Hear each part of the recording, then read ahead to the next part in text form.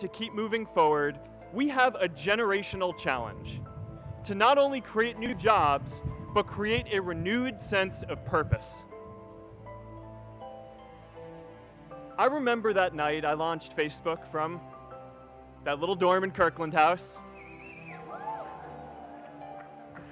I went to Noakes with my friend KX, and I remember telling him clearly that I was excited to help connect the Harvard community, but one day someone would connect the whole world. The thing is, it never even occurred to me that that someone might be us. We were just college kids. We didn't know anything about that. There were all these great big technology companies with all these resources, and I just assumed one of them would do it. But this idea was so clear to us that all people want to connect. So we just kept working on it, day after day after day. And I know that a lot of you are going to have your own stories just like this. A change in the world that seems so clear that you are sure someone else is going to do it. But they're not. You will. But it's not enough to have that purpose yourself. You also have to create a sense of purpose for others. And I found that out the hard way. You see, my hope was never to build a company. I wanted to have an impact. And as all these people started joining us, I just assumed that that's what they wanted to do too. So I never took the time to explain what it was that I hoped we'd build. A couple years in, some big companies wanted to buy us. I didn't want to sell. I wanted to see if we could connect more people. And we were building the first version of Newsfeed at the time, and I thought, if we could just launch this, it could change how we all learn about the world. Nearly everyone else wanted to sell. Without a sense of higher purpose, this was their startup dream come true, and it tore our company apart.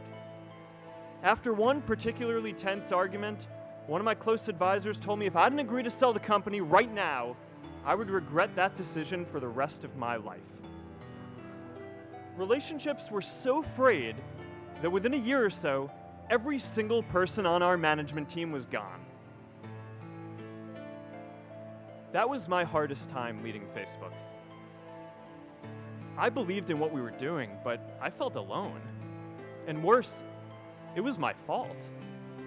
I wondered if I was just wrong, an imposter, a 22-year-old kid who had no idea how things actually worked.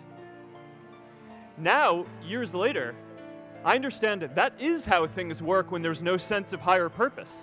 So it's up to all of us to create it so we can all keep moving forward together. And today, I want to talk about 3 ways that we can create a world where everyone has a sense of purpose. By taking on big, meaningful projects together. By redefining equality so everyone has the freedom to pursue their purpose. And by building community all across the world. So first, let's take on big, meaningful projects. Our generation is going to have to deal with tens of millions of jobs replaced by automation like self-driving cars and trucks. But we have the potential to do so much more than that. Every generation has its defining works. More than 300,000 people worked to put that man on the moon, including that janitor. Millions of volunteers immunized children around the world against polio, and millions of more people built the Hoover Dam and other great projects. And now it's our generation's turn to do great things. Now I know, maybe you're thinking, I don't know how to build a dam. I don't know how to get 1 million people involved in anything. Well, let me tell you a secret. No one does when they begin. Ideas don't come out fully formed. They only become clear as you work on them. You just have to get started. If I had to know everything about connecting people before I got started, I never would have built Facebook. Movies and pop culture just get this all wrong. The idea of a single eureka moment is a dangerous lie. It makes us feel inadequate because we feel like we haven't had ours yet. And it prevents people with seeds of good ideas from ever getting started in the first place. Oh, and you know what else movies get wrong about innovation? No one writes math formulas on glass, okay? All right, that's not a thing. okay?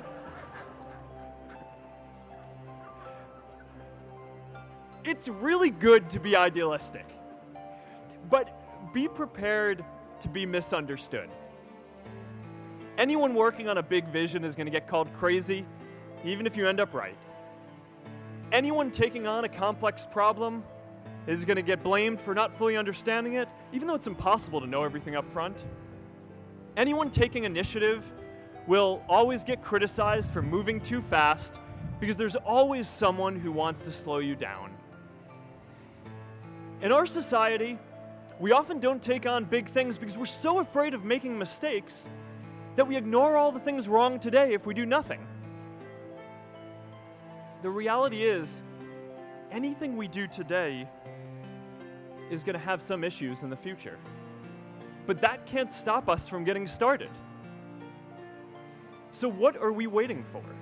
It is time for our generation-defining great works.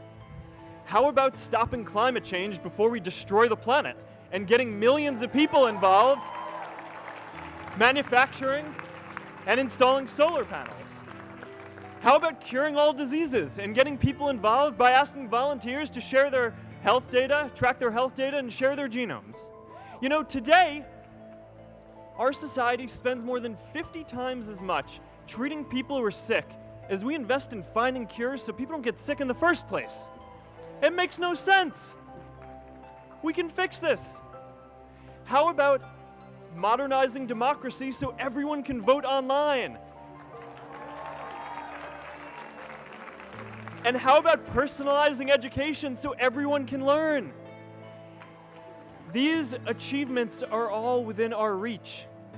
Let's do them all in a way that gives everyone in our society a role.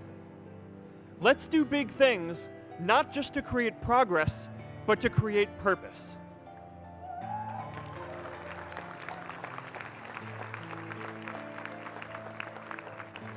So taking on big, meaningful projects together is the first thing we can do to create a world where everyone has a sense of purpose. The second is redefining our idea of equality so everyone has the freedom to pursue their purpose. Now, many of our parents had stable jobs throughout their careers, but in our generation, we're all a little entrepreneurial, whether we're starting our own projects or finding our role in another one. And, you know, that's great, because our culture of entrepreneurship is how we create so much progress. An entrepreneurial culture thrives when it is easy to try lots of new ideas. Facebook wasn't the first thing I built. I also built chat systems and games, study tools and music players, and I'm not alone. J.K. Rowling got rejected 12 times before she finally wrote and published Harry Potter.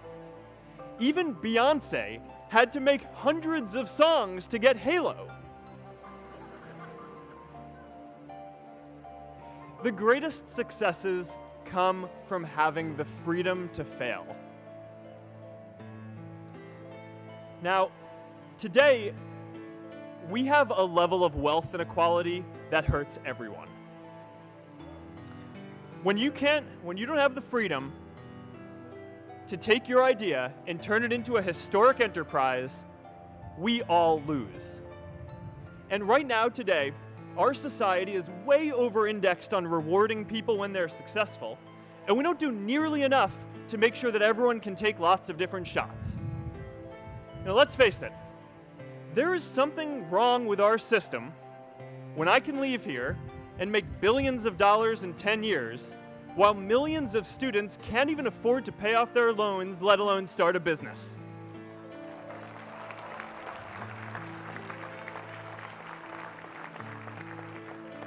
Look, I know a lot of entrepreneurs, and I don't know a single person who gave up on starting a business because they were worried they might not make enough money. But I know too many people who haven't had the chance to pursue their dreams because they didn't have a cushion to fall back on if they failed.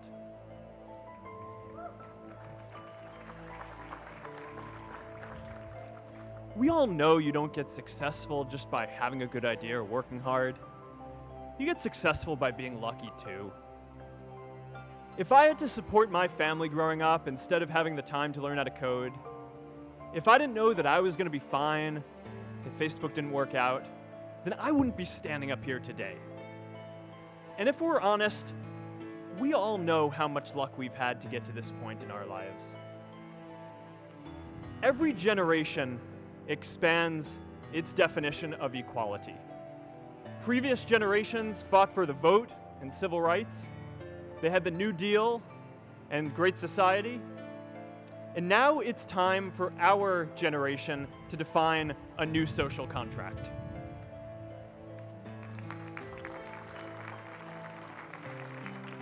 We should have a society that measures progress not just by economic metrics like GDP, but by how many of us have a role we find meaningful. We should explore ideas like universal basic income to make sure that everyone has a cushion to try new ideas.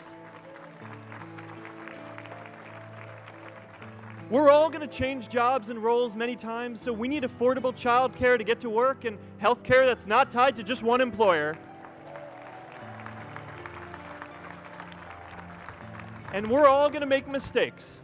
So we need a society that's less focused on locking us up and stigmatizing us when we do.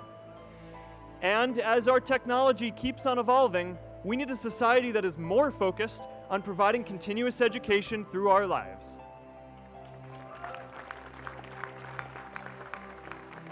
And yes, giving everyone the freedom to pursue purpose isn't going to be free. People like me should pay for it. And a lot of you are going to do really well, and you should too.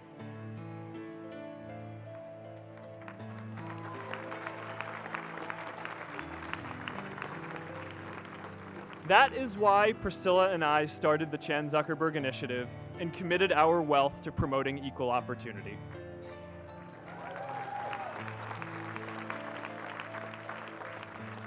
These are the values of our whole generation. It was never a question of if we were going to do this. The only question was when. Millennials are already one of the most charitable generations in history.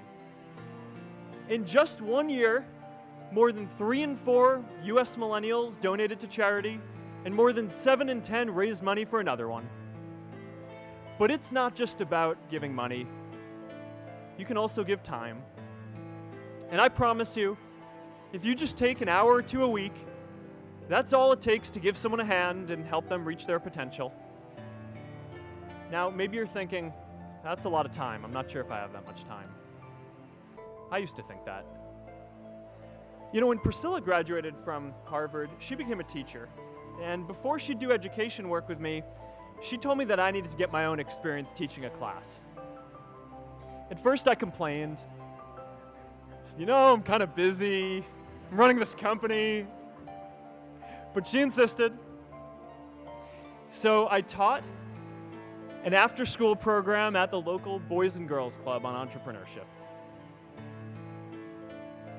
I taught those kids lessons on product development and marketing, and they taught me what it was like growing up feeling targeted for your race, and what it's like having a family member in prison. I shared stories of my time in school, and they shared their hope that one day they would get to go to college too. For 5 years, I've had dinner with those students every month. One of them even threw Priscilla and me our first baby shower. And next year, they're going to college.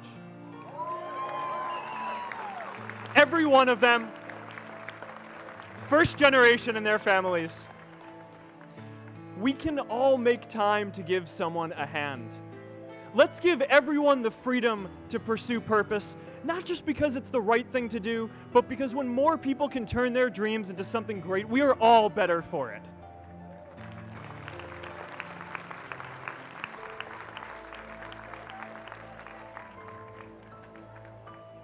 Purpose doesn't only come from work. The third way we can create a sense of purpose for everyone is by building community. And in our generation, when we say purpose for everyone, we mean everyone in the world. Now, quick show of hands. How many of you here are from another country? All right, now keep your hands up. How many of you are friends with one of these folks. Now we're talking. See, we have grown up connected. In a recent survey of millennials around the world, asking what most defines our identity, the most popular answer wasn't nationality, ethnicity, or religion. It was citizen of the world. That's a big deal. Every generation expands the circle of people we consider one of us.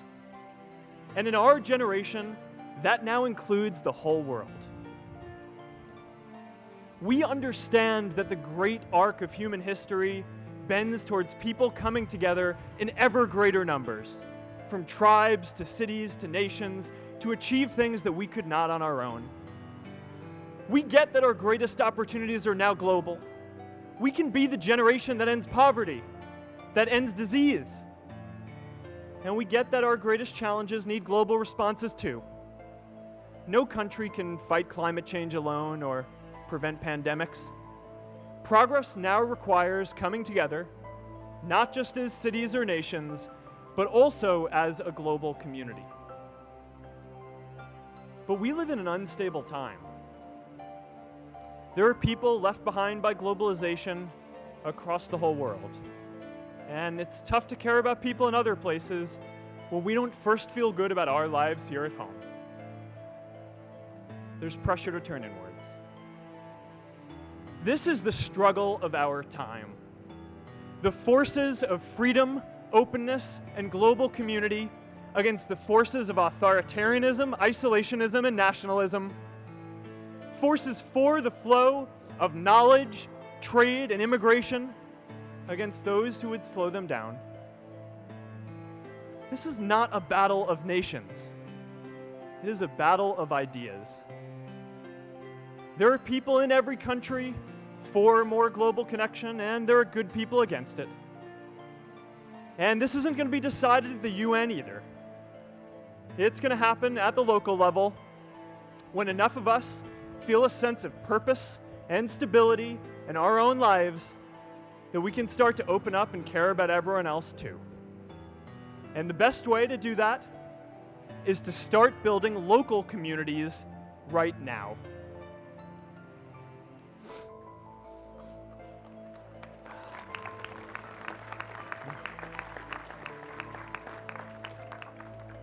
We all get a lot of meaning from our communities. Who here's from Elliott House? How about Lowell? I know you guys found community because you literally live right on top of each other. And Mather? I'll just leave that there.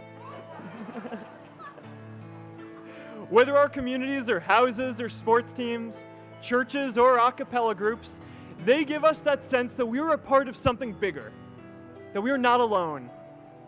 They give us the strength to expand our horizons. And that's why it's so striking that over the past few decades, membership in all kinds of communities has declined by as much as 1/4. That's a lot of people who now need to find a sense of purpose somewhere else. But I know that we can rebuild these communities and start new ones because many of you already are. I met Agnes Agoye, who's graduating today. Agnes, where are you?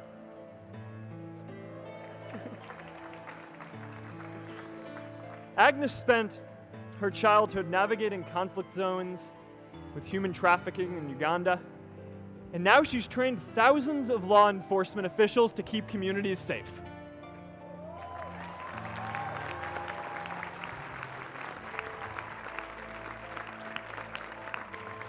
I met Kayla Oakley and Neha Jain, who are graduating today too. Stand up, guys.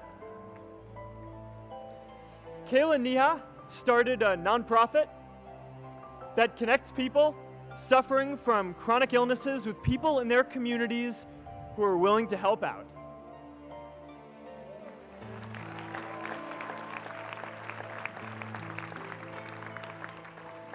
And I met David Razu Aznar, who's graduating from the Kennedy School today. David, stand up. David is a former city councilor who fought to make Mexico City the first Latin American city to pass marriage equality, even before San Francisco.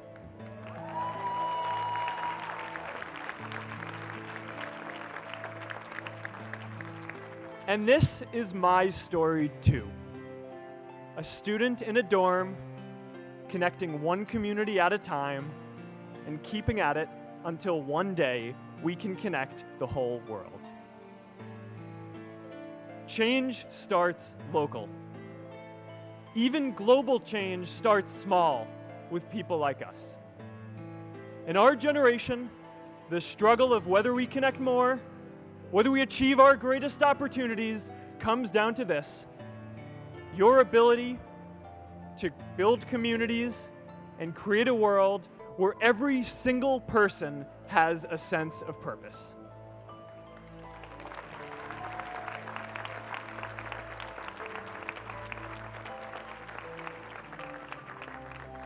Class of 2017, you are graduating into a world that needs purpose, and it's up to you to create it.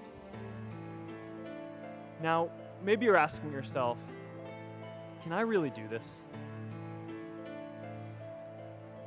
Well, remember when I told you about that class I taught at the Boys and Girls Club? One day after class, I was talking to my students about going to college, and one of my top students raised his hand and said that he wasn't sure he could go to college because he's undocumented. He wasn't sure if they'd take him. Last year, I took him out to breakfast for his birthday, and I wanted to get him a gift, so I asked him what he wanted, and he just started talking about struggles that he saw other students in his class facing, and finally said, I'd really just like a book on social justice. I was blown away. Here is a young guy who has every reason to be cynical. He wasn't sure if the country he calls home, the only one he's known, was going to deny him his dream of going to college. But he wasn't feeling sorry for himself. He wasn't even thinking of himself. He has a greater sense of purpose, and he's going to bring people along with him. It says something about our situation today that I can't even say his name because I don't want to put him at risk. But if a high school senior who doesn't know what the future holds for him can do his part to move the world forward, then we owe it to the world to do our part too.